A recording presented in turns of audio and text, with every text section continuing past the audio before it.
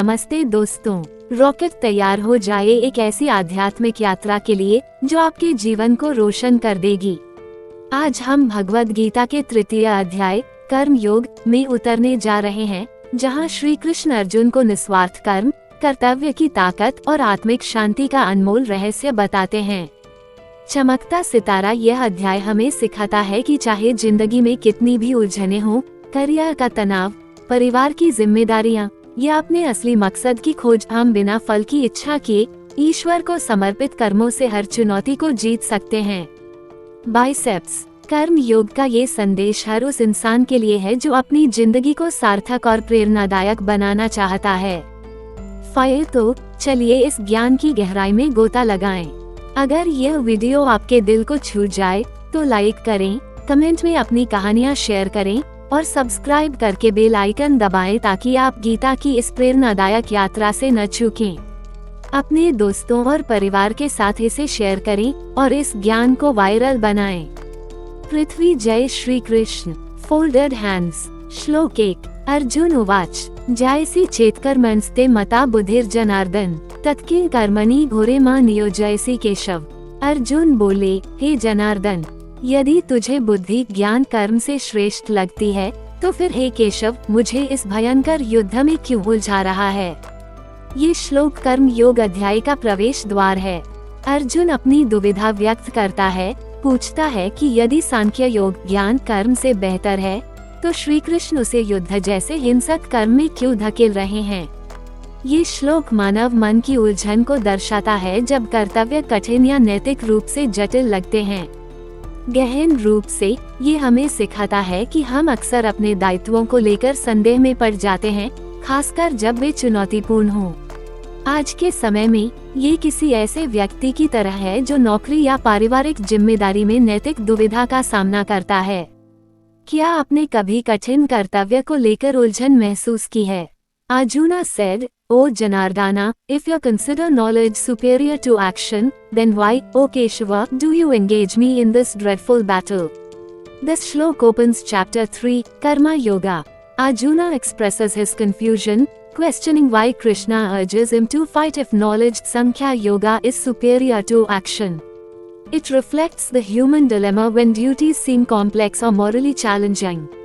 On a deeper level, it teaches that we often doubt our responsibilities, especially when they are tough. In modern life, it's like grappling with an ethical challenge at work or in family duties. Have you ever felt conflicted about a difficult responsibility? श्लोक 2। व्यमिश्रेणेव वाक्येन बुद्धि मोहयसीव में तदेकम वद निश्चित्य येन श्रेयो मापनेयाम। अर्जुन बोले, तेरे मिले जुले वचनों से मेरी बुद्धि भ्रमित सी हो रही है, अतः निश्चित रूप से एक बात बता जिससे मैं कल्याण प्राप्त कर सकूं।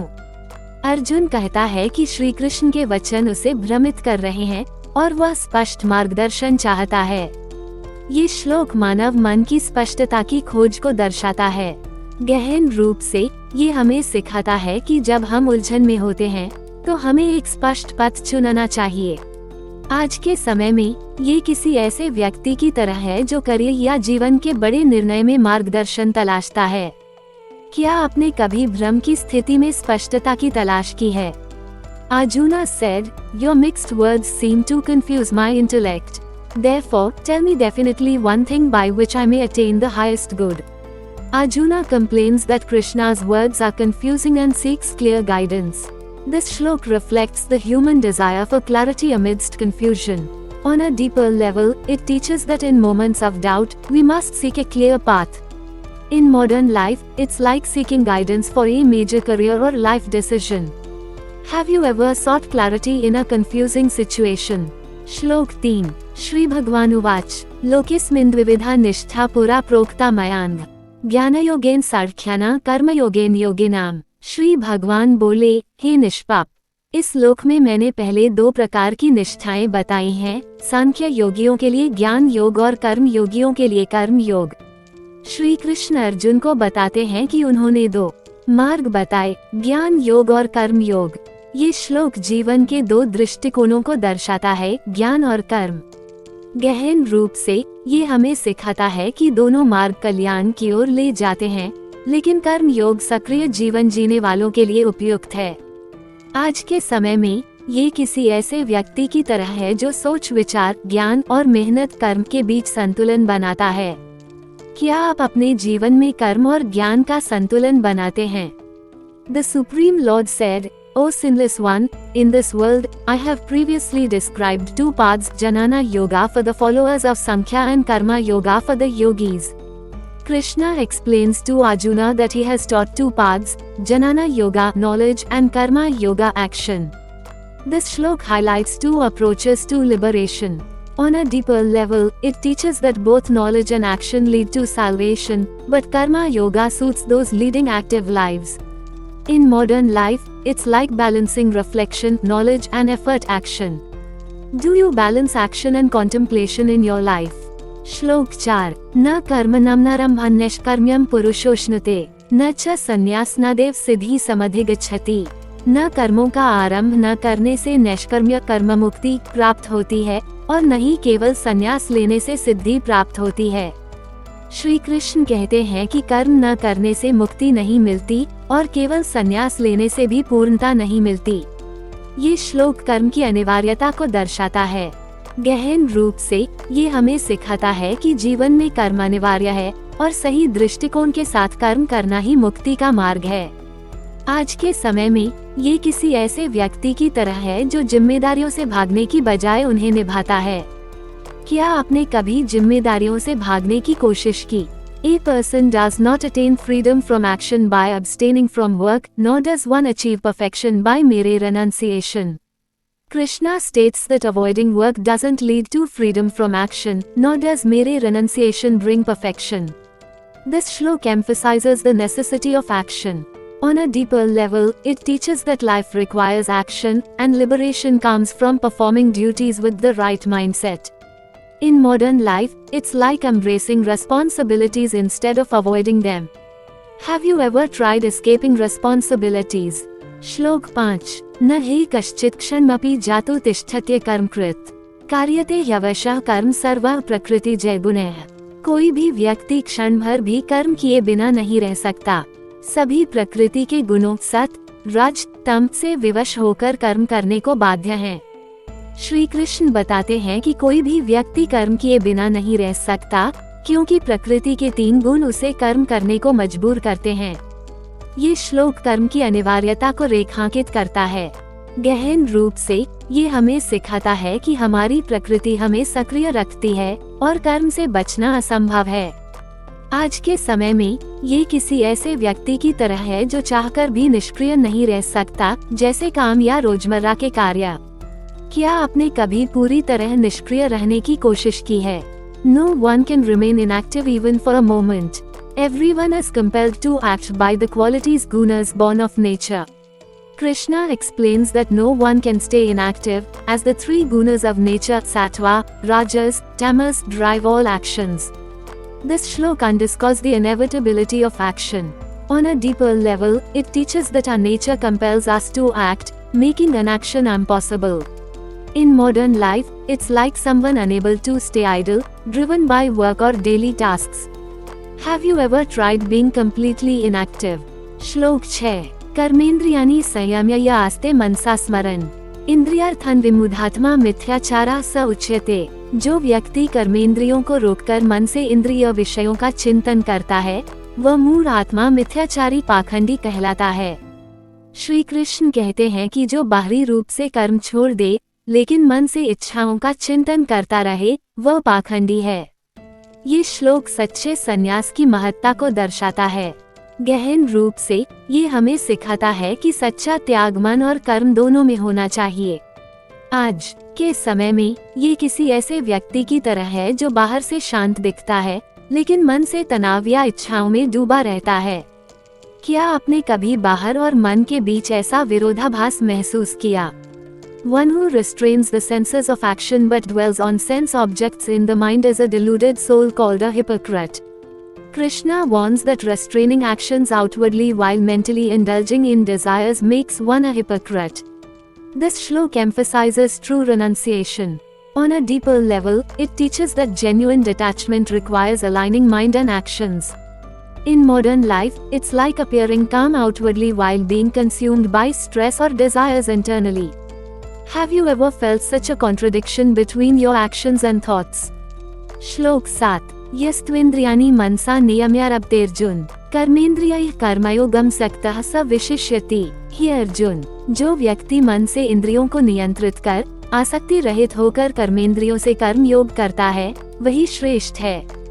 श्री कृष्ण कहते हैं कि जो व्यक्ति मन से इंद्रियों को नियंत्रित करता है और बिना आसक्ति के कर्म योग करता है, वह श्रेष्ठ है। ये श्लोक कर्म योग की उत्कृष्टता को दर्शाता है। गहन रूप से ये हमें सिखाता है कि सच्चा कर्म योगी परिणामों की चिंता किए बिना अपने कर्तव्यों को निभाता है। आज के समय में ये किसी ऐसे व्यक्ति की तरह है जो नौकरी में पूरी मेहनत करता है बिना पुरस्कार की इच्छा के। क्या आपने कभी बिना आसक्ति के कर्म किया है? O Arjuna, one who controls the senses with the mind and performs karma yoga with the organs of action, without attachment, excels. Krishna states that one who controls senses with the mind and performs selfless karma yoga excels. This shlok highlights the superiority of karma yoga. On a deeper level, it teaches that a true yogi performs duties without attachment to results. In modern life, it's like working diligently without craving rewards.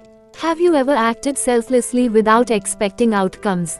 श्लोक 8 नियतं कुरु कर्म त्वं कर्म ज्यायो ह्यकर्मणः शरीरयात्रापि च ते न प्रसिद्धेद कर्मणः। तू अपने नियत कर्म कर, क्योंकि कर्म न करने से कर्म श्रेष्ठ है। कर्म के बिना तो तेरे शरीर का निर्वाह भी नहीं हो सकता। श्री कृष्ण अर्जुन को अपने निर्धारित कर्तव्यों को निभाने की सलाह देते हैं, क्योंकि कर्म न करना हानिकारक है। ये श्लोक कर्म की अनिवार्यता को रेखांकित करता है। गहन रूप से ये हमें सिखाता है कि जीवन के लिए कर्म आवश्यक है, चाहे वह शारीरिक हो या सामाजिक।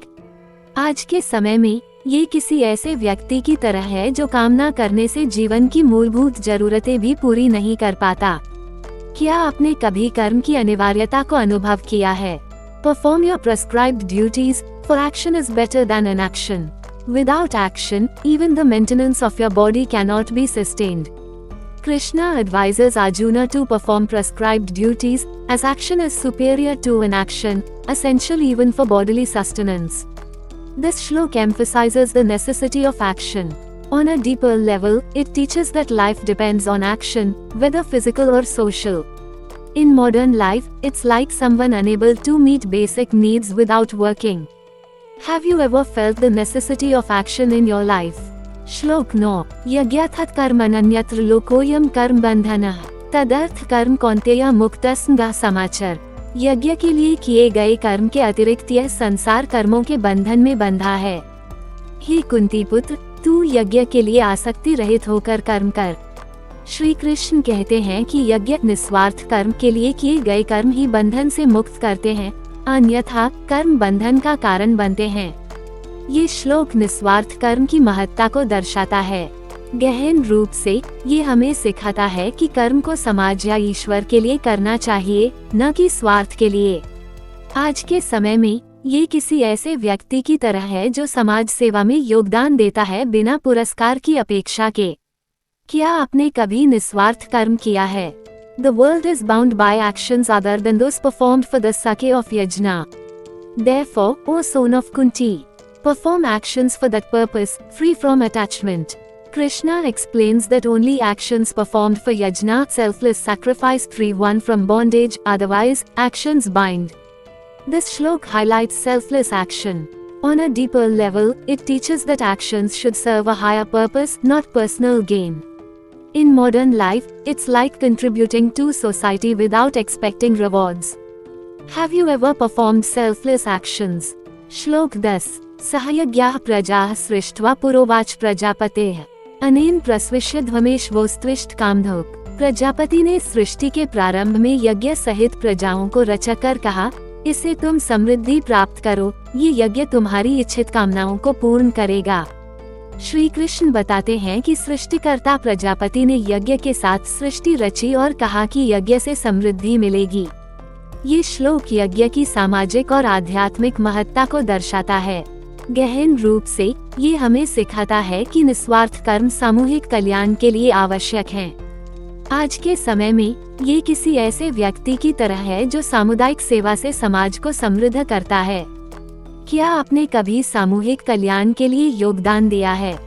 In the beginning, Prajapati, creating beings along with Yajna, said, "By this, you shall prosper, let this Yajna fulfill your desired wishes." Krishna recounts that Prajapati created beings with Yajna, promising prosperity through it. This shlok highlights the social and spiritual importance of Yajna. On a deeper level, it teaches that selfless actions are essential for collective welfare. In modern life, it's like contributing to community service for societal prosperity. Have you ever contributed to collective well-being? श्लोक 11 देवान्भावयतानिन्ते देवा भावयन्तु वः परस्पर भावयन्तः श्रेयः परम वाप्स्यथ। इस यज्ञ से देवताओं का पोषण करो और वे तुम्हारा पोषण करेंगे। एक दूसरे का पोषण करके तुम परम कल्याण प्राप्त करोगे। श्री कृष्ण कहते हैं कि यज्ञ से देवताओं का पोषण करने पर वे मनुष्यों का पोषण करते हैं, जिससे परस्पर सहयोग से कल्याण होता है। ये श्लोक सामाजिक सहयोग की महत्ता को दर्शाता है। गहन रूप से ये हमें सिखाता है कि निस्वार्थ कर्म सामाजिक और आध्यात्मिक संतुलन बनाते हैं। आज के समय में ये किसी ऐसे व्यक्ति की तरह है जो समाज के साथ सहयोग करता है और बदले में समर्थन पाता है। क्या आपने कभी सहयोग से कल्याण अनुभव किया है? Nourish the gods with this yajna, and they will nourish you. Mutually nourishing each other, you will attain the highest good. Krishna explains that performing yajna nourishes the gods, who in turn nourish humans, leading to mutual welfare. This shlok emphasizes cooperative action. On a deeper level, it teaches that selfless acts create social and spiritual harmony. In modern life, it's like collaborating with society and receiving support in return. Have you ever experienced mutual benefit through cooperation? श्लोक 12 इष्टान्भो गान्ही वो देवा दास्यन्ते यज्ञ भाविताः तैर्दतान् प्रदायाभ्यो यो भुङ्क्ते स्तेनैव सः। यज्ञ से पोषित देवता तुम्हें इच्छित भोग प्रदान करेंगे। जो उनके द्वारा दिए गए भोगों को बिना लौटाए भोगता है, वह चोर है। श्री कृष्ण कहते हैं कि यज्ञ से प्रसन्न देवता मनुष्यों को भोग देते हैं, लेकिन जो बिना बदले में कुछ दिए भोगता है, वह चोर है। ये श्लोक सामाजिक जिम्मेदारी को दर्शाता है। गहन रूप से ये हमें सिखाता है कि हमें समाज से प्राप्त संसाधनों को वापस योगदान देना चाहिए। आज के समय में ये किसी ऐसे व्यक्ति की तरह है जो समाज से लाभ लेता है, लेकिन उसका योगदान नहीं देता। क्या आपने कभी समाज को कुछ वापस दिया है? The gods, nourished by yajna, will grant your desired enjoyments. One who enjoys these gifts without offering in return is a thief. Krishna warns that gods, pleased by yajna, provide enjoyments, but enjoying them without giving back makes one a thief. This shlok underscores social responsibility. On a deeper level, it teaches that we must contribute to society for what we receive. In modern life, it's like taking from society without giving back. Have you ever given back to society for its benefits? श्लोक 13 यज्ञ शिष्टाशिनः संतो मुच्यन्ते सर्वकिल्बिषैः भुञ्जते ते त्वघः पापा ये पचन्त्यात्म कारणात्। यज्ञ का शेष भोजन करने वाले साधु सभी पापों से मुक्त हो जाते हैं, पर जो केवल अपने लिए भोजन बनाते हैं, वे पाप भोगते हैं। श्री कृष्ण कहते हैं कि यज्ञ का शेष भोजन करने वाले पापों से मुक्त होते हैं, लेकिन जो स्वार्थ के लिए भोजन बनाते हैं, वे पाप के भागी बनते हैं। ये श्लोक निस्वार्थता की महत्ता को दर्शाता है। गहन रूप से ये हमें सिखाता है कि हमें अपने संसाधनों को दूसरों के साथ साझा करना चाहिए। आज के समय में ये किसी ऐसे व्यक्ति की तरह है जो अपनी कमाई का हिस्सा दान करता है। क्या आपने कभी अपने संसाधन दूसरों के साथ साझा किए हैं? The righteous who eat the remnants of yajna are freed from all sins, but those who cook for themselves alone partake of sin. Krishna states that those who consume yajna's remnants are purified, but those who cook selfishly incur sin. This shlok emphasizes selflessness. On a deeper level, it teaches that sharing resources purifies us. In modern life, it's like donating part of your earnings to others. Have you ever shared your resources with others? श्लोक 14। अन्नाद् भवन्ति भूतानि पर्जन्यादन्न संभवः यज्ञाद् भवति पर्जन्यो यज्ञाः कर्मसमुद्भवः। प्राणी अन्न से उत्पन्न होते हैं, अन्न वर्षा से होता है, वर्षा यज्ञ से होती है और यज्ञ कर्म से उत्पन्न होता है। श्री कृष्ण प्रकृति और कर्म के चक्र को समझाते हैं। प्राणी अन्न से जीते हैं, अन्न वर्षा से, वर्षा यज्ञ से और यज्ञ कर्म से। ये श्लोक कर्म और प्रकृति के आपसी संबंध को दर्शाता है। गहन रूप से ये हमें सिखाता है कि हमारे कर्म पर्यावरण और समाज को प्रभावित करते हैं। आज के समय में ये पर्यावरण संरक्षण के लिए कार्य करने जैसा है। क्या आपने कभी पर्यावरण के लिए कोई कर्म किया है? Beings are born from food, food arises from rain, rain from yajna and yajna from action. Krishna explains the cycle. Beings depend on food, food on rain, rain on yajna and yajna on action. This shlok highlights the interdependence of action and nature. On a deeper level, it teaches that our actions impact the environment and society. In modern life, it's like working for environmental conservation. Have you ever acted for the environment? Sake. श्लोक 15। कर्म ब्रह्मोद्भव विद्धि ब्रह्माक्षर समुद्भवम् तस्मात् सर्वगतम् ब्रह्म नित्यम यज्ञे प्रतिष्ठितम्। जान ले कि कर्म वेदों से उत्पन्न होता है और वेद परब्रह्म से, इसलिए सर्वव्यापी ब्रह्म सदा यज्ञ में प्रतिष्ठित है। श्री कृष्ण कहते हैं कि कर्म वेदों से और वेद परब्रह्म से उत्पन्न होते हैं, इसलिए ब्रह्म यज्ञ में सदा मौजूद है। ये श्लोक कर्म की आध्यात्मिक नींव को दर्शाता है। गहन रूप से ये हमें सिखाता है कि हमारे कर्म ईश्वरीय व्यवस्था का हिस्सा हैं। आज के समय में ये किसी ऐसे व्यक्ति की तरह है जो अपने कार्य को ईश्वर को समर्पित करता है। क्या आपने कभी अपने कर्म को उच्च उद्देश्य के लिए समर्पित किया है? Know that action arises from the Vedas and the Vedas from the imperishable. Thus, the all-pervading Brahman is ever established in Yajna. Krishna explains that actions stem from the Vedas and the Vedas from Brahman, making Yajna a divine act. This shlok underscores the spiritual basis of action. On a deeper level, it teaches that our actions are part of a divine order. In modern life, it's like dedicating work to a higher purpose. Have you ever dedicated your actions to a greater cause? श्लोक 16। एवं प्रवर्तित चक्रम ननुवर्तति ह्यः अघायुरिन्द्रियारामो मोघः पार्थ स जीवति। हे पार्थ, जो इस प्रकार स्थापित कर्म चक्र का पालन नहीं करता और इंद्रिय सुख में रमता है, वह पापी जीवन व्यर्थ जीता है। श्री कृष्ण चेतावनी देते हैं कि जो व्यक्ति कर्म के चक्र का पालन नहीं करता और इंद्रिय सुख में डूबा रहता है, उसका जीवन व्यर्थ है।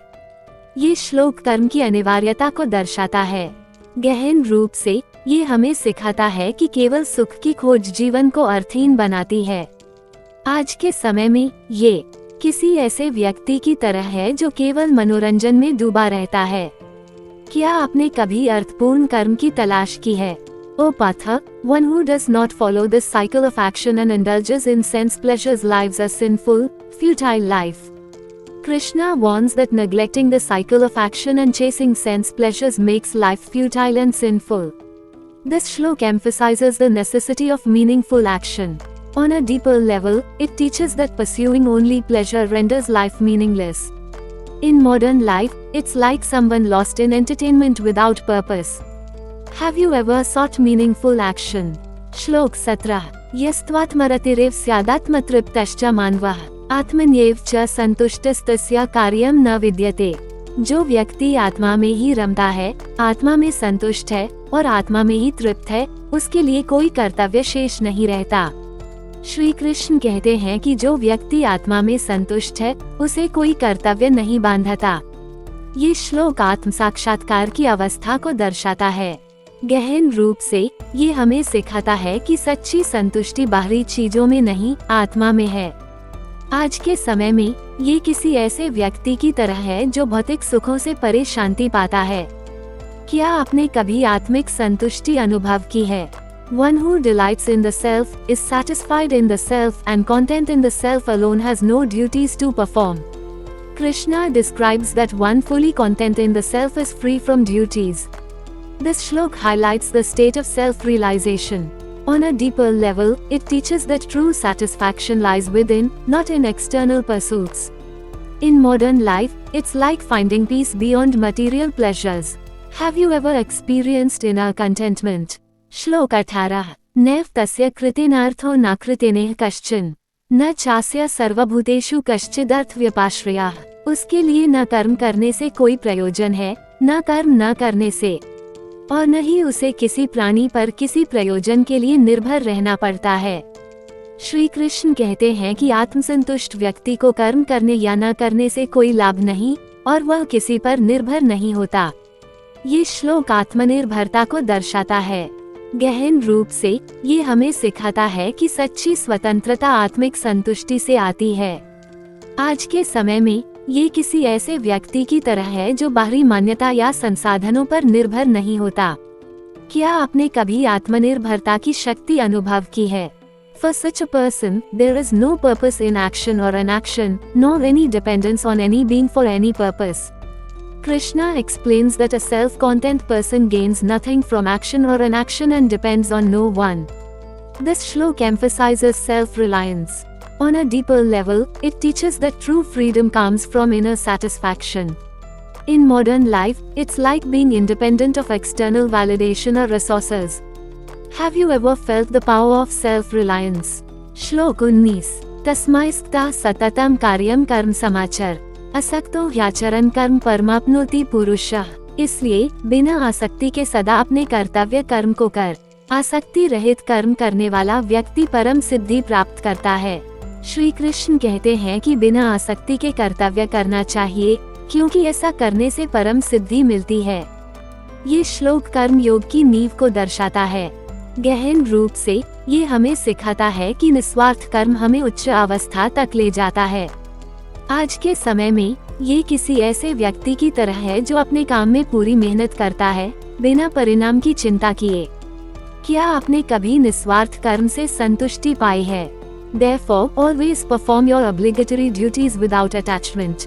By performing actions without attachment, a person attains the highest perfection. Krishna advises performing duties without attachment, as it leads to ultimate perfection. This shlok underscores the essence of karma yoga.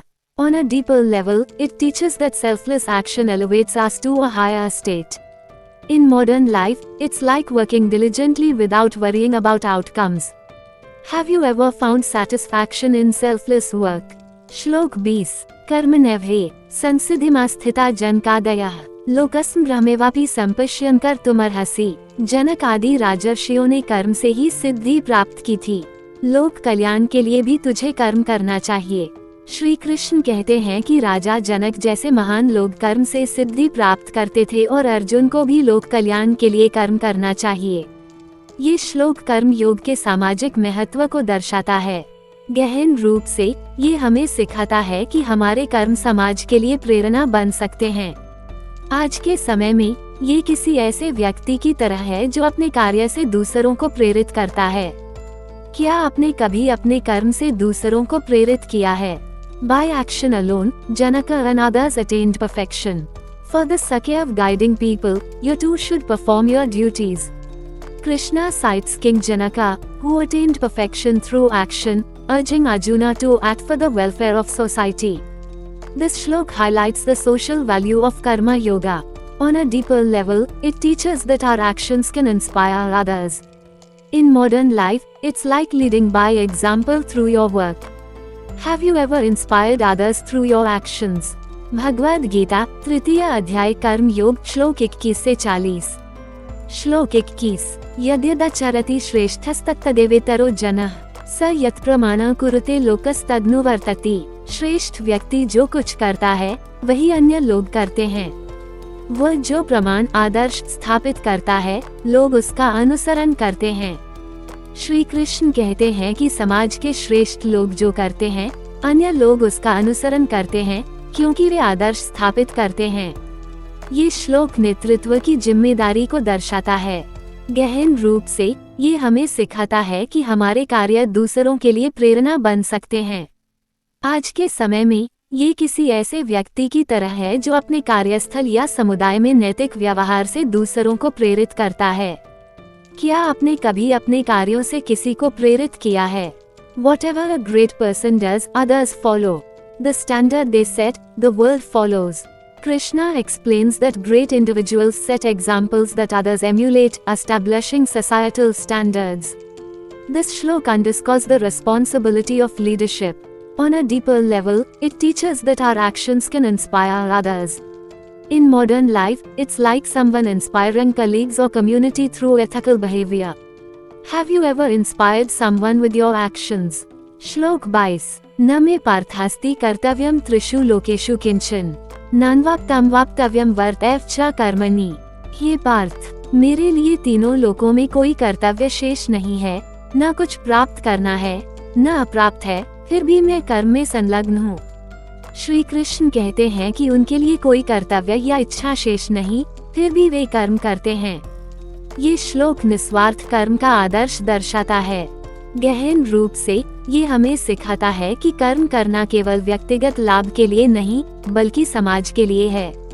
आज के समय में ये किसी ऐसे व्यक्ति की तरह है जो बिना स्वार्थ के समाज सेवा करता है। क्या आपने कभी बिना स्वार्थ के कर्म किया है? O Partha, there is no duty for me in the three worlds, nor anything to gain or lack, yet I engage in action. Krishna states that despite having no duties or desires, he engages in action. This shlok exemplifies selfless action. On a deeper level, it teaches that actions should benefit society, not just personal gain. In modern life, it's like serving society without selfish motives. Have you ever acted without personal gain in mind? श्लोक 23 यदि यह न वर्तेयम जातु कर्मण्य तंद्रतः मम वर्तमानुवर्तन्ते मनुष्याः पार्थ सर्वशः। हे पार्थ, यदि मैं सावधानी से कर्म न करूं, तो लोग हर तरह से मेरे मार्ग का अनुसरण करेंगे। श्री कृष्ण कहते हैं कि यदि वे कर्म न करें, तो लोग भी निष्क्रिय हो जाएंगे, क्योंकि वे उनके मार्ग का अनुसरण करते हैं। ये श्लोक नेतृत्व के प्रभाव को दर्शाता है। गहन रूप से ये हमें सिखाता है कि हमारे कार्य समाज को प्रभावित करते हैं। आज के समय में ये किसी ऐसे नेता की तरह है जो अपनी मेहनत से दूसरों को प्रेरित करता है। क्या आपने कभी अपने कर्मों से दूसरों को प्रभावित किया है? ओ Partha, if I ever cease to act diligently, people would follow my path in every way.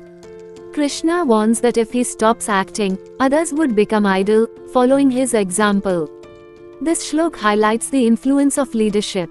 On a deeper level, it teaches that our actions shape society. In modern life, it's like a leader inspiring others through hard work. Have you ever influenced others with your actions? श्लोक 24 उत्सीदेयुरिमे लोकाना कुर्या कर्म चेदहम संकरस्य च कर्ता स्यामुपहन्यामिमाः प्रजाः। यदि मैं कर्म न करूं, तो ये लोग नष्ट हो जाएंगे और मैं संकर विप्लव का कारण बनूंगा, जिससे प्रजा का विनाश होगा। श्री कृष्ण कहते हैं कि उनकी निष्क्रियता से विश्व में अव्यवस्था और विनाश होगा। ये श्लोक कर्म की सामाजिक जिम्मेदारी को दर्शाता है। गहन रूप से ये हमें सिखाता है कि हमारे कर्म समाज की स्थिरता के लिए महत्वपूर्ण हैं। आज के समय में ये किसी ऐसे व्यक्ति की तरह है जो अपनी जिम्मेदारियों को निभाकर समाज को स्थिर रखता है। क्या आपने कभी अपने कर्म से समाज को मजबूत किया है? If I did not perform actions, these worlds would perish, and I would cause chaos, leading to the destruction of beings.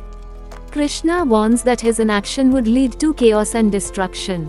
This shlok emphasizes the social responsibility of action. On a deeper level, it teaches that our actions are crucial for societal stability. In modern life, it's like someone maintaining order through their responsibilities. Have you ever strengthened society with your actions? श्लोक 25 सक्ताः कर्मण्य विद्वांसो यथा कुर्यन्ति भारत कुर्याद्विद्वांस तथा सक्तश्चिकीर्षुर्लोकस्मृहम्। हे भारत, जैसे अज्ञानी लोग आसक्ति के साथ कर्म करते हैं, वैसे ही विद्वान को बिना आसक्ति के लोक कल्याण के लिए कर्म करना चाहिए। श्री कृष्ण कहते हैं कि जैसे अज्ञानी आसक्ति से कर्म करते हैं, वैसे ही विद्वान को निस्वार्थ भाव से लोक कल्याण के लिए कर्म करना चाहिए। ये श्लोक निस्वार्थ कर्म की महत्ता को दर्शाता है।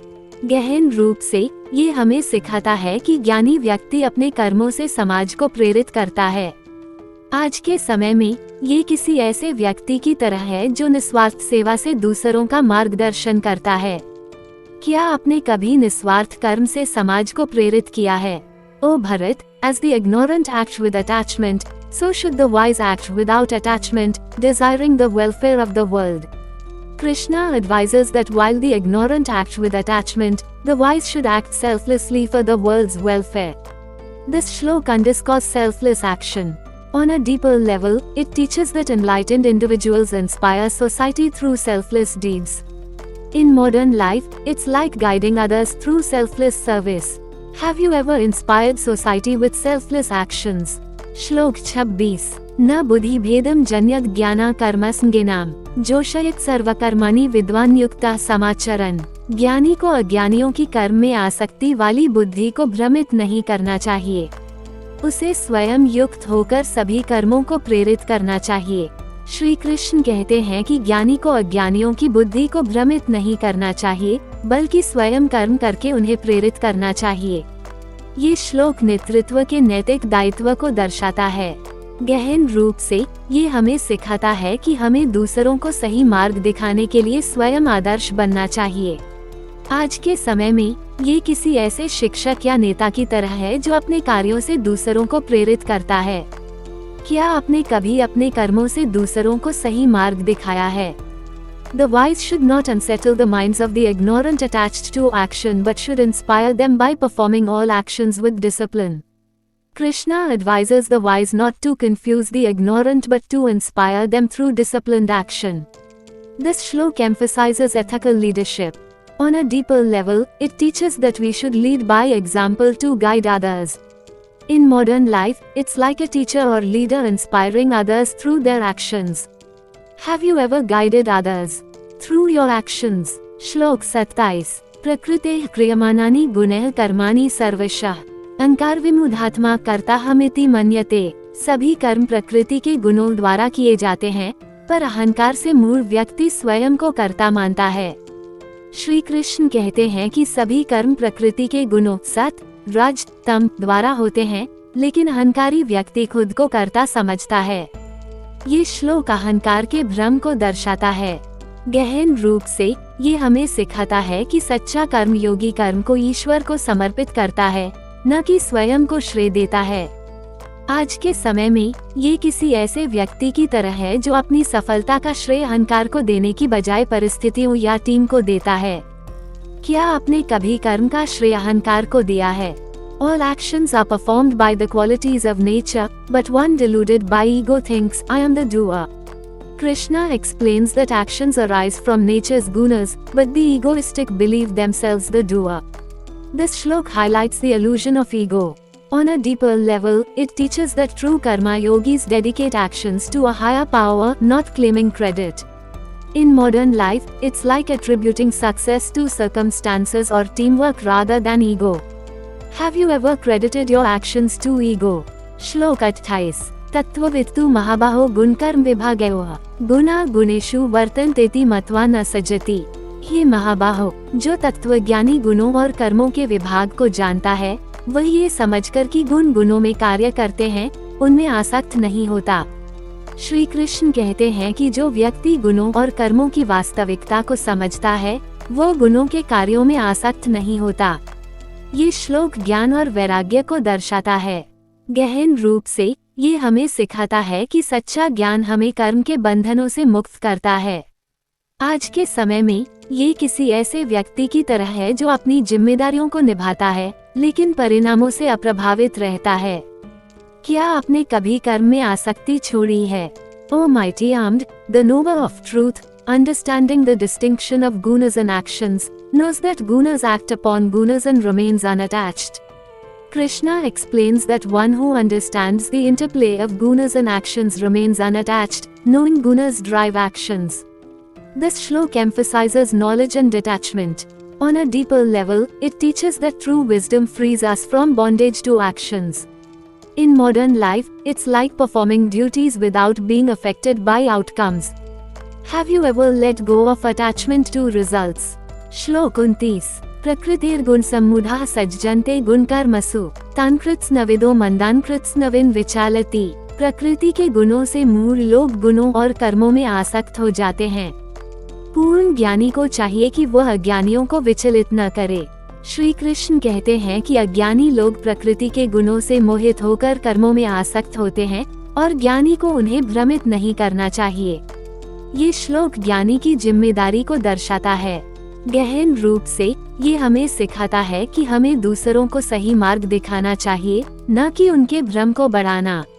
आज के समय में ये किसी ऐसे व्यक्ति की तरह है जो दूसरों को गलत सलाह देने से बचता है। क्या आपने कभी किसी को सही मार्ग दिखाया है? Those deluded by nature's gunas become attached to actions. The knower of the whole should not disturb the ignorant who know little.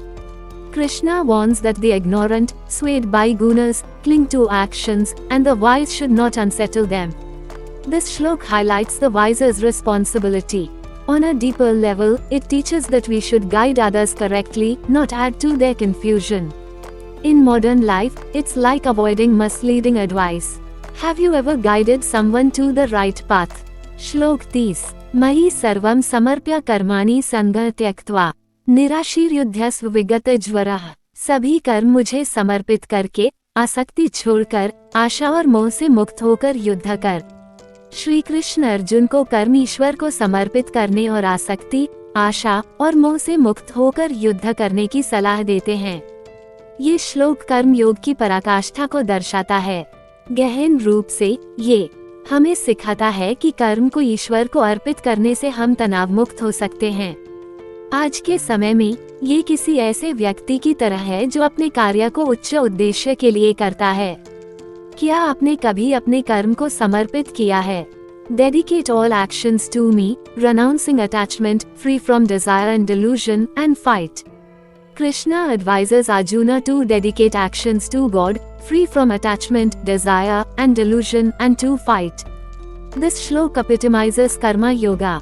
On a deeper level, it teaches that offering actions to a higher power frees us from stress.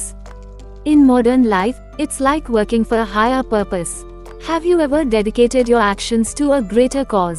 श्लोक 31 ये मे मतमिदं नित्यमनुतिष्ठन्ति मानवाः श्रद्धावन्तोऽनुसूयन्तो मुच्यन्ते तेपि कर्मभेः। जो लोग मेरे इस मत को नित्य मानते और श्रद्धा व निंदा रहित होकर इसका पालन करते हैं, वे भी कर्मों के बंधन से मुक्त हो जाते हैं। श्री कृष्ण कहते हैं कि जो लोग उनके उपदेश का श्रद्धा और निंदा रहित होकर पालन करते हैं, वे कर्मों के बंधन से मुक्त हो जाते हैं। ये श्लोक श्रद्धा की शक्ति को दर्शाता है। गहन रूप से ये हमें सिखाता है कि सच्ची श्रद्धा और सकारात्मक दृष्टिकोण हमें कर्म बंधन से मुक्त करते हैं। आज के समय में ये किसी ऐसे व्यक्ति की तरह है जो विश्वास के साथ अपने कर्तव्यों को निभाता है। क्या आपने कभी श्रद्धा से कर्म किया है? Those who constantly follow my teaching with faith and without envy are freed from the bondage of actions. Krishna states that those who follow his teachings with faith and without malice are liberated from actions bondage. This shlok highlights the power of faith. On a deeper level, it teaches that sincere faith and positivity free us from karmic bonds. In modern life, it's like performing duties with unwavering belief. Have you ever acted with complete faith? श्लोक 32 ये त्वेतदभ्यसूयन्तो नानुतिष्ठन्ति मे मतम् सर्वज्ञान विमूढ़ास्तान् विद्धि नष्टान् चेतसः। पर जो लोग मेरे इस मत की निंदा करते हैं और इसका पालन नहीं करते, उन सभी ज्ञान से मूढ़ और अचेतन लोगों को नष्ट समझ। श्री कृष्ण चेतावनी देते हैं कि जो उनके उपदेश की निंदा करते हैं और उसका पालन नहीं करते, वे मूढ़ और नष्ट हो जाते हैं। ये श्लोक अनुशासन और श्रद्धा की कमी के परिणाम को दर्शाता है। गहन रूप से ये हमें सिखाता है कि सही मार्ग को अस्वीकार करना आत्मा विनाश का कारण बनता है। आज के समय में ये किसी ऐसे व्यक्ति की तरह है जो सलाह को नजरअंदाज कर असफल होता है। क्या आपने कभी सही सलाह को नजरअंदाज किया है? But those who criticize and do not follow my teaching, deluded in all knowledge and senseless, know them to be ruined. Krishna warns that those who reject his teachings, deluded and senseless, are doomed. This shlok underscores the consequences of ignoring guidance. On a deeper level, it teaches that rejecting the right path leads to self-destruction. In modern life, it's like failing by ignoring wise advice. Have you ever ignored good advice? श्लोक 33। सदृशं चेष्टते स्वस्याः प्रकृतेर्ज्ञानवानपि प्रकृति यान्ति भूतानि निग्रह किं करिष्यति। ज्ञानी भी अपनी प्रकृति के अनुसार कार्य करता है। सभी प्राणी अपनी प्रकृति की ओर जाते हैं। निग्रह दमन क्या करेगा। श्री कृष्ण कहते हैं कि ज्ञानी भी अपनी प्रकृति के अनुसार कार्य करता है, क्योंकि सभी प्राणी प्रकृति से बंधे हैं। ये श्लोक प्रकृति की शक्ति को दर्शाता है। गहन रूप से ये हमें सिखाता है कि अपनी प्रवृत्तियों को समझकर उन्हें सही दिशा में लगाना चाहिए।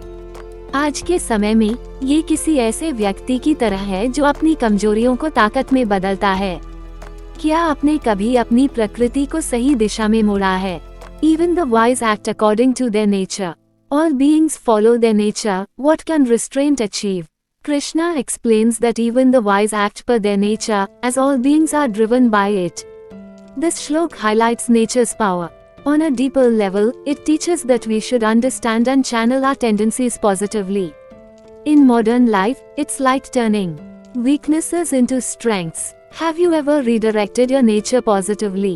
श्लोक 34। इन्द्रियस्येन्द्रियस्यार्थे रागद्वेषौ व्यवस्थिता तयोन वशमागच्छेतो ह्यस्य परपंथिनो। प्रत्येक इंद्रिय के विषय में राग और द्वेष निहित हैं। व्यक्ति को इनके वश में नहीं होना चाहिए, क्योंकि ये उसके मार्ग में बाधक हैं। श्री कृष्ण कहते हैं कि इंद्रियों के विषयों में राग और द्वेष स्वाभाविक हैं, लेकिन हमें इनके नियंत्रण में नहीं आना चाहिए। ये श्लोक इंद्रिय नियंत्रण को दर्शाता है।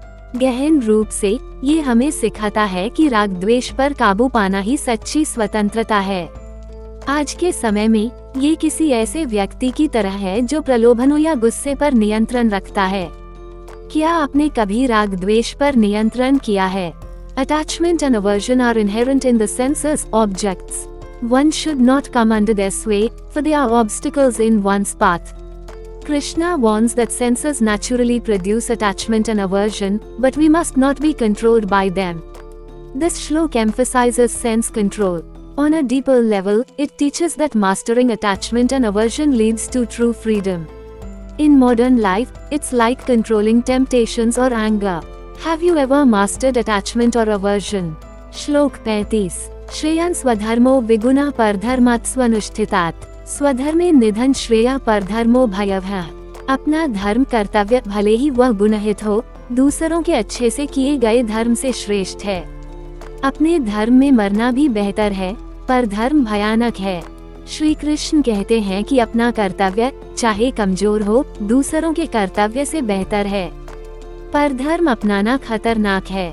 ये श्लोक स्वधर्म की महत्ता को दर्शाता है। गहन रूप से ये हमें सिखाता है कि हमें अपने कर्तव्यों को प्राथमिकता देनी चाहिए। आज के समय में ये किसी ऐसे व्यक्ति की तरह है जो अपनी जिम्मेदारियों को दूसरों की नकल करने से ऊपर रखता है। क्या आपने कभी अपने कर्तव्य को प्राथमिकता दी है? Better is one's own duty, though imperfect, than another's duty well performed. Death in one's duty is better, another's duty is fraught with fear. Krishna advises that one's own duty, even if flawed, is better than perfectly performing another's. Another's duty is dangerous. This shlok emphasizes the importance of one's own duty. On a deeper level, it teaches that we should prioritize our responsibilities over imitating others. In modern life, it's like valuing your own responsibilities over copying others. Have you ever prioritized your own duty? श्लोक 36। अर्जुन उवाच अथ केन प्रयुक्तोऽपि पापं चरति पुरुषः अनिच्छन्नपि वार्ष्णेय बलादेव नियोजितः। अर्जुन बोले, हे वार्ष्णेय, फिर कौन सा बल मनुष्य को अनचाहे भी पाप करने को विवश करता है? अर्जुन पूछता है कि कौन सी शक्ति मनुष्य को अनचाहे पाप की ओर ले जाती है। ये श्लोक मानव मन की कमजोरी को दर्शाता है। गहन रूप से ये हमें सिखाता है कि हमारी इच्छाएं और कमजोरियां हमें गलत रास्ते पर ले जा सकती हैं। आज के समय में ये किसी ऐसे व्यक्ति की तरह है जो प्रलोभन में पड़कर गलत निर्णय लेता है। क्या आपने कभी अनचाहे गलती की है? Arjuna said, O Varshneya, what force compels a person to commit sin, even against their will, as if driven by force? Arjuna asks what force drives a person to sin unwillingly. This shlok highlights human vulnerability. On a deeper level, it teaches that desires and weaknesses can lead us astray. In modern life, it's like making wrong choices due to temptation. Have you ever made an unwilling mistake? श्लोक 37 श्री भगवान उवाच कामश क्रोधश रजोगुण समुद्भवः महाशनो महापापमा विद्येन भी वैरिणम। श्री भगवान बोले, ये काम, इच्छा और क्रोध है जो रजोगुण से उत्पन्न होते हैं। यह महान भक्षक और महान पापी है, इसे यहाँ शत्रु समझ। श्री कृष्ण कहते हैं कि काम और क्रोध जो रजोगुण से उत्पन्न होते हैं, मनुष्य के सबसे बड़े शत्रु हैं। ये श्लोक इच्छा और क्रोध की विनाशकारी शक्ति को दर्शाता है। गहन रूप से ये हमें सिखाता है कि अनियंत्रित इच्छाएं और गुस्सा हमें नष्ट कर सकते हैं। आज के समय में ये किसी ऐसे व्यक्ति की तरह है जो लालच या गुस्से में गलत निर्णय लेता है। क्या आपने कभी काम या क्रोध को अपने शत्रु के रूप में देखा है? The Supreme Lord said, "It is desire and anger, born of the quality of rajas, all devouring and most sinful. Know this to be the enemy here." Krishna identifies desire and anger, born of rajas, as the greatest enemies. This shlok highlights their destructive power. On a deeper level, it teaches that uncontrolled desires and anger lead to ruin. In modern life, it's like making poor decisions due to greed or rage. Have you ever seen desire or anger as your enemy? श्लोक 38 धूमेनाव्रियते वह्निर्यथा दर्शो मलेन च यथोल्बेनावृतो गर्भस्तथा तेनेदमावृतम। जैसे धुएं से अग्नि, धूल से दर्पण और गर्भाशय से भ्रूण ढका रहता है, वैसे ही यह ज्ञान काम से ढका रहता है। श्री कृष्ण काम को ज्ञान का आवरण बताते हैं, जैसे धुआं अग्नि को, धूल दर्पण को और गर्भाशय भ्रूण को ढकता है। ये श्लोक काम की बाधक प्रकृति को दर्शाता है। गहन रूप से ये हमें सिखाता है कि इच्छाएं हमारे ज्ञान को अस्पष्ट कर सकती हैं। आज के समय में ये किसी ऐसे व्यक्ति की तरह है जो लालच में सही गलत का भेद खो देता है। क्या आपने कभी इच्छा के कारण स्पष्टता खोई है? As fire is covered by smoke, a mirror by dust, or an embryo by the womb, so is knowledge covered by desire. Krishna compares desire's veiling of knowledge to smoke covering fire, dust a mirror, or a womb an embryo. This shlok highlights desire's obscuring nature. On a deeper level, it teaches that desires cloud our wisdom. In modern life, it's like losing clarity due to greed. Have you ever lost clarity because of desire? श्लोक 39 आवृत ज्ञान में तेन ज्ञानिनो नित्य वैरिना कामरूपेन कौन्तेया दुष्पुरिनानलेन च। ये कुंती पुत्र, ज्ञानी का ज्ञान इस नित्य शत्रु कामरूपी अग्नि से, जो कभी तृप्त नहीं होती, ढका रहता है। श्री कृष्ण कहते हैं कि काम, जो एक अतृप्त अग्नि है, ज्ञानी के ज्ञान को ढक लेता है। ये श्लोक काम की अतृप्त प्रकृति को दर्शाता है। गहन रूप से ये हमें सिखाता है कि इच्छाएं कभी संतुष्ट नहीं होती और हमारी बुद्धि को नष्ट कर सकती हैं। आज के समय में ये किसी ऐसे व्यक्ति की तरह है जो अधिक चाहने में अपनी शांति खो देता है। क्या आपने कभी अतृप्त इच्छा का अनुभव किया है? O son of Kunti, the knowledge of the wise is covered by this eternal enemy, desire, an insatiable fire. Krishna describes desire as an insatiable fire that veils the wiser's knowledge. This shlok emphasizes desire's unquenchable nature. On a deeper level, it teaches that desires never satisfy and can destroy wisdom. In modern life, it's like losing peace in pursuit of more. Have you ever felt an insatiable desire? श्लोक 40 इंद्रियाणि मनो बुद्धिरस्याधिष्ठान मुच्यते इतर विमोहति अश ज्ञानमावृत्या देहिनम। इंद्रियां, मन और बुद्धि ये काम के निवास स्थान कहे जाते हैं। इनके द्वारा ये ज्ञान को ढककर देहधारी को मोहित करता है। श्री कृष्ण कहते हैं कि काम इंद्रियों, मन और बुद्धि में निवास करता है और इनके माध्यम से ज्ञान को ढककर व्यक्ति को भ्रमित करता है। ये श्लोक काम के प्रभाव क्षेत्र को दर्शाता है। गहन रूप से ये हमें सिखाता है कि इंद्रिय नियंत्रण और मानसिक अनुशासन से ही हम काम पर विजय पा सकते हैं। आज के समय में ये किसी ऐसे व्यक्ति की तरह है जो ध्यान और अनुशासन से प्रलोभनों को हराता है। क्या आपने कभी इंद्रियों पर नियंत्रण पाया है? The senses, mind and intellect are said to be the seat of desire. Through them, it covers knowledge and deludes the embodied soul. Krishna identifies the senses, mind and intellect as desires abode, through which it obscures knowledge and deludes us. This shlok highlights desire's influence. On a deeper level, it teaches that controlling senses and mind defeats desire. In modern life, it's like overcoming temptations through discipline and mindfulness. Have you ever controlled your senses? Bhagavad Gita तृतीय अध्याय कर्म योग श्लोक 41 से 43 और समापन। श्लोक 41 तस्मात् त्वमिन्द्रियाण्यादौ नियम्य भर्तर्षभ पापमान प्रजि येन ज्ञान विज्ञान नाशनम। अतः हे भरत श्रेष्ठ, तुम पहले इंद्रियों को नियंत्रित कर और इस कामरूपी पाप को नष्ट कर जो ज्ञान और विज्ञान का नाशक है। श्री कृष्ण अर्जुन को सलाह देते हैं कि पहले इंद्रियों को नियंत्रित करें और काम इच्छा को नष्ट करें जो ज्ञान और विवेक का नाश करता है। ये श्लोक इंद्रिया नियंत्रण की प्राथमिकता को दर्शाता है। गहन रूप से ये हमें सिखाता है कि अनियंत्रित इच्छाएं हमारी बुद्धि और नैतिकता को नष्ट कर सकती हैं। आज के समय में ये किसी ऐसे व्यक्ति की तरह है जो प्रलोभनों पर नियंत्रण पाकर सही निर्णय लेता है, जैसे कि तनाव में भी शांत रहना। क्या आपने कभी इंद्रियों को नियंत्रित कर अपनी बुद्धि को बचाया है? Therefore, O best of the Bharats, first control the senses and destroy this sinful desire, which annihilates knowledge and realization. Krishna advises Arjuna to first control the senses and eliminate desire, which destroys knowledge and wisdom. This shlok emphasizes the priority of sense control.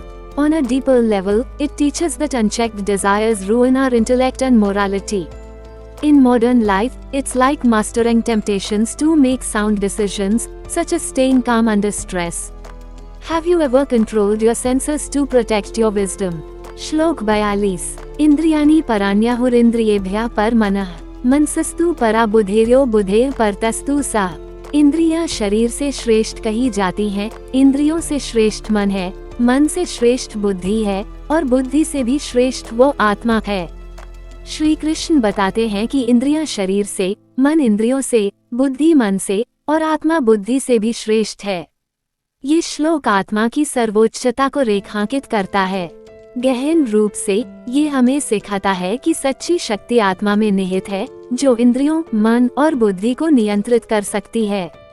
आज के समय में ये किसी ऐसे व्यक्ति की तरह है जो अपनी आत्मिक शक्ति से जीवन की चुनौतियों जैसे करियर या रिश्तों की समस्याओं पर विजय पाता है। क्या आपने कभी अपनी आत्मिक शक्ति को अनुभव किया है? The senses are said to be superior to the body, the mind superior to the senses, the intellect superior to the mind and the soul superior to the intellect. Krishna explains that the senses surpass the body, the mind surpasses the senses, the intellect surpasses the mind and the soul surpasses the intellect. This shlok highlights the soul's supremacy. On a deeper level, it teaches that true power lies in the soul, which can control senses, mind and intellect. In modern life, it's like overcoming challenges, such as career or relationship issues, through inner strength. Have you ever felt the power of your soul? श्लोक 43 एवं बुद्धेः पर बुद्ध्वा संस्तभ्यात्मान्मात्मना जहि शत्रु महाबाहो कामरूप दुरासदम। इस प्रकार बुद्धि से परे आत्मा को जानकर, आत्मा द्वारा आत्मा को संयमित कर, हे महाबाहो, कामरूपी इस दुर्जय शत्रु को नष्ट कर। श्री कृष्ण अर्जुन को आत्मा की श्रेष्ठता को समझने और आत्मा नियंत्रण द्वारा काम इच्छा को नष्ट करने की सलाह देते हैं। ये श्लोक कर्म योग की पराकाष्ठा को दर्शाता है, जहां आत्मिक शक्ति से इच्छाओं पर विजय पाई जाती है। गहन रूप से ये हमें सिखाता है कि आत्म नियंत्रण और आत्मिक जागरूकता से हम जीवन के सबसे बड़े शत्रुओं, काम और क्रोध को हरा सकते हैं। आज के समय में ये किसी ऐसे व्यक्ति की तरह है जो ध्यान, योग या आत्म अनुशासन से अपने जीवन को नियंत्रित करता है। क्या आपने कभी आत्म नियंत्रण से अपनी इच्छाओं पर काबू पाया है? Thus, knowing the soul to be beyond the intellect and restraining the self by the self, O mighty armed, destroy the formidable enemy in the form of desire. Krishna advises Arjuna to recognize the soul's superiority over the intellect and, through self-control, defeat the formidable enemy of desire. This shlok epitomizes the culmination of karma yoga, where victory over desires is achieved through the soul's power. On a deeper level, it teaches that self-discipline and spiritual awareness can Conquer life's greatest enemies, desire and anger. In modern life, it's like controlling life through meditation, yoga, or self-discipline. Have you ever conquered desires through self-control? जश्न दो दोस्तों। Location flag. हमने भगवद गीता के 3 अध्याय कर्म योग के सभी 43 श्लोकों की प्रेरणादायक और जीवन बदल देने वाली यात्रा पूरी कर ली। श्री कृष्ण ने अर्जुन को निस्वार्थ कर्म, इंद्रिय नियंत्रण और आत्मिक शक्ति का ऐसा अनमोल खजाना दिया जो हर युग में हमें रास्ता दिखाता है। चमकता सितारा। इस अध्याय ने हमें सिखाया कि चाहे जिंदगी में कितनी भी चुनौतियां आए, करियर का तनाव, रिश्तों की उलझने या आत्मिक शांति की खोज, हम अपने कर्तव्यों को बिना फल की इच्छा किए ईश्वर को समर्पित करके जीत सकते हैं। बाइसेप्स। कर्म योग की चमकदार शिक्षाएं। 1. निस्वार्थ कर्म। अपने कर्तव्यों को बिना आसक्ति के निभाएं, जैसे सूरज बिना अपेक्षा के रोशनी देता है। 1. इंद्रिय नियंत्रण। काम और क्रोध को हराकर अपने मन को शांत करें। 1. आत्मिक शक्ति। अपनी आत्मा की शक्ति को पहचानें और जीवन की हर जंग जीतें। 1. लोक कल्याण। अपने कर्मों से समाज को प्रेरणा दें, जैसे एक दिया अंधेरे को रोशन करता है। ये शिक्षाएं आज के युग में भी उतनी ही प्रासंगिक हैं। चाहे आप ऑफिस की डेडलाइन से जूझ रहे हों, परिवार की जिम्मेदारियों को संभाल रहे हों या अपने जीवन का असली मकसद तलाश रहे हों, कर्म योग आपका पथ प्रदर्शक बन सकता है। फायर। आपका अगला कदम। इस ज्ञान को अपनी जिंदगी में उतारें। इस अध्याय का कौन सा श्लोक आपके दिल को छू गया? क्या आपने कभी निस्वार्थ कर्म का जादू अनुभव किया है? नीचे कमेंट में अपनी कहानियाँ शेयर करें और हमें बताएं। स्माइल। अगर यह वीडियो आपको पसंद आया तो लाइक करें, सब्सक्राइब करें और बेल आइकन दबाएं ताकि आप गीता की अगली कड़ी और ऐसे ही प्रेरणादायक कंटेंट से न चूकें। अपने दोस्तों, परिवार और सोशल मीडिया पर इसे शेयर करें। चलो इस ज्ञान को वायरल करें। पृथ्वी। आगे क्या? गीता के अगले अध्याय ज्ञान कर्म संन्यास योग की रोमांचक यात्रा शुरू करने के लिए तैयार हैं? या इस अध्याय के किसी श्लोक पर और गहराई से जानना चाहते हैं? कमेंट में बताएं और हम आपके साथ हैं। जय श्री कृष्ण।